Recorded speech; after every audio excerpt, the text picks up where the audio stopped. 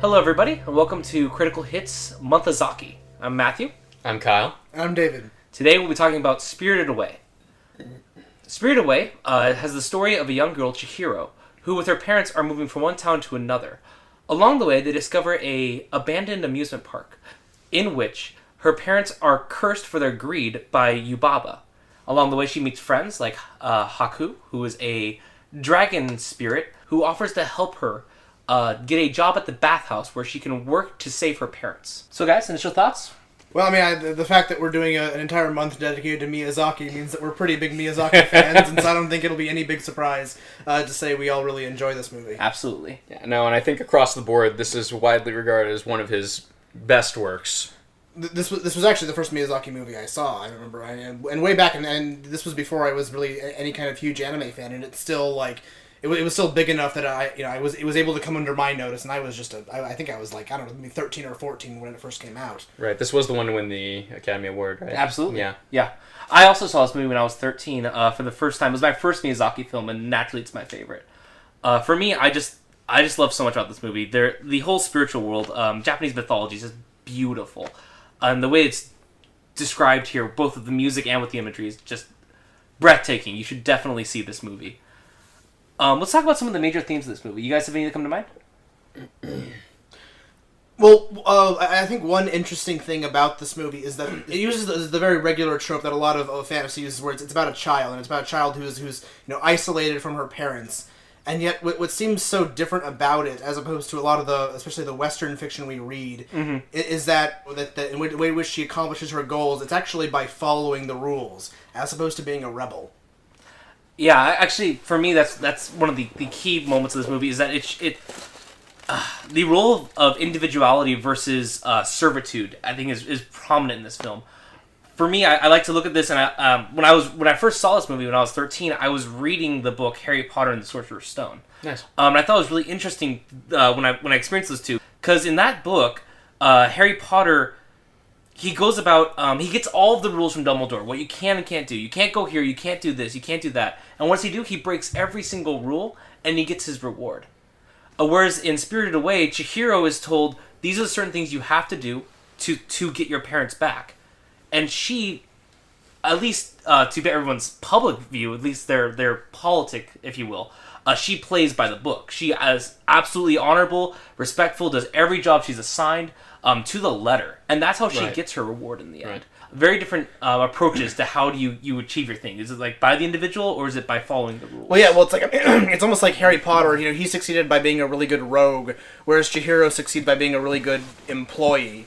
And it's kind of weird because it almost sounds sort of deflationary there, like almost like that would somehow be boring. And yet, one thing that this film does so well, and I think one reason why it succeeds so much, even outside of its own cultural context, is that the narrative is so strong. And even though Chihiro, her struggle throughout the film is basically to stay in line. One of the worst things you can do, it seems like, in our Western mindset is conform, and yet that's what Chihiro does, and yet it's still fascinating.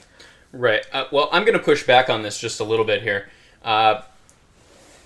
Chihiro certainly does have this aspect of obedience and submission to her character that is really great, but in a lot of ways, you see that this development of her work ethic is just one side of who she is as a character in this. We see at the very beginning when she goes to get her job with Yubaba, she manipulates and exploits a small weakness of hers in a moment where Yubaba is concerned about waking up her baby, and at that point she could get anything she wanted out of her so long as she would be quiet and not cause a fuss. Later on, we also see her continuing to work around the system and within the system to the best of her abilities, getting help from her friends along the way, which is a different way of developing that communal aspect that was talked about earlier, and the importance of that rather than just the individualization. But in this way, it's almost sort of like a slave narrative, in that it incorporates the very positive way in which one can gain status and ability within inside of a particular system, while at the same time using that system to their advantage by working towards some goal that might actually not be a part of that system. Yeah, I absolutely agree. There's so what I'm getting at is that her treatment when she's told to do something, she appears and is honorable in those things. She will complete the goal. So like when the horrible stinky mess shows up to take a bath, she's assigned to take care of it, and she does so to the letter. Doesn't complain, doesn't question. However, on her own time, and sometimes when people aren't looking, she's absolutely chasing her own goals of saving her parents, Yes. of taking care of her friends. And I think that's a really good example of a lot of mentality from the East, where you have your public face and then your actuality. So you're like, this is who I am when people are around, but when I'm on my own, this is who I really am. As you said once, it's the cunning of the character.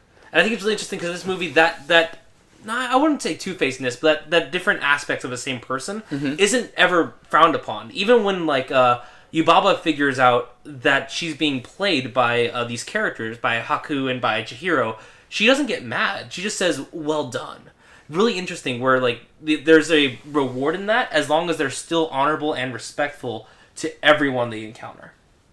Yes, I think also this illustrates two particular virtues that Miyazaki and much of Japan seem to hold very dear, which is, first off, hard work and being able to work within that system, of course, but also the creativity of being able to come up with new ways to do things in this already established system.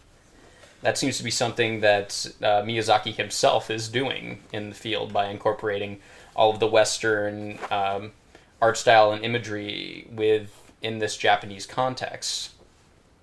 And it's interesting how he's able to use these themes in so many ways all at once.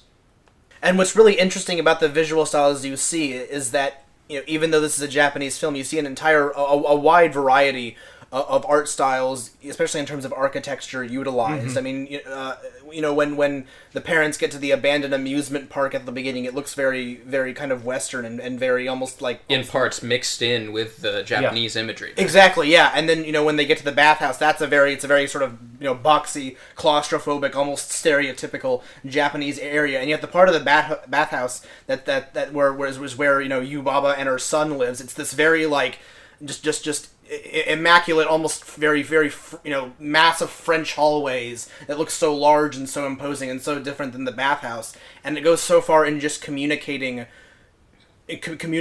what predicament Chihiro is in. Like, when she's up in Yubaba's, hallways, she's so small and so powerless. And it's like, it's the world she's in is completely beyond her control. Right. And it's like she's in her element, culturally as well as physically. Right, and you can see part of just Miyazaki's fascination with Europe, both in some of his use of space and lighting in his art style and how he managed to meld that with Japanese imagery.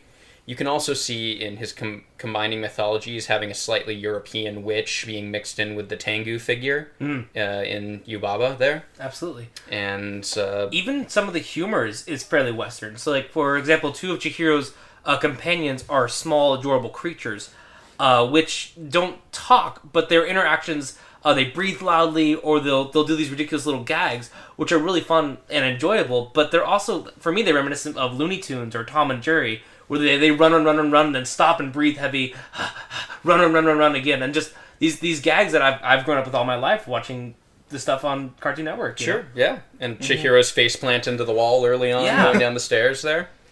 But there's just so many different kinds of imagery, being able to mix in this descent almost into Wonderland or into an underworld kind of setting, but having it be into a nature that's developed, into a spiritual realm that has aspects of the human realm still in it. Well, and one thing I just love so much about how Miyazaki works is he takes some of the most subtle imagery and uses it to communicate things. Like, one thing I find so interesting is if you look at Chihiro's clothing, it actually reflects what part of the character journey she's on. Like, at first, she's in this sort of oversized, I think it's a t-shirt and I think maybe jeans, and she just looks really awkward wearing them. And if you pay attention to her clothes throughout the movie, as she goes through her character arc and as she sort of comes of age, her clothing through one way or another, eventually it starts to like fit more. Like, which she'll put on the robe, which fits her better than the original clothing, and then at one point towards the end, she ties up the robe so it fits her better, and it interferes less with her movement. And that's just sort of one small thing. I didn't even really notice that, at least consciously, until I think the third or fourth time I had seen the movie. And it's really just being able to notice those little things that make you really appreciate Miyazaki's style. Absolutely. I think once again it ties into the idea of the individuality, where we have this character who starts out on this goal of like, I don't like this, I want what I want, like this is upsetting me because I'm not getting what I want, who slowly learns how I can serve others and help others, learns to think for someone besides themselves. Yeah, and I really like that was able to find an audience outside of Japan. Yeah, I think it's really great. And it also is doing what Miyazaki does so well, which is working with a child character, but also kind of moving out of some of the childish things. Rather than having a paradise of childhood, we have a very hectic and frightening area for this person to develop in. And it was interesting having all of these contrasts for him to work with and to show this character grow in a very different way from some of his other protagonists. Anyways, it gets 5 stars from me. I think we can say the same for all of us. Yeah. Alright guys, well that sounds like it's it for us. Thanks for joining, and join us next time when we discuss Howl's Moving Castle on Month-a-zaki. Critical Hit is brought to you by StoryForge Productions. This episode was recorded and edited by Karen Keene. Original music by Duncan Kirk Bohannon. For more programs like Critical Hit, visit us at www.storyforgeproductions.com.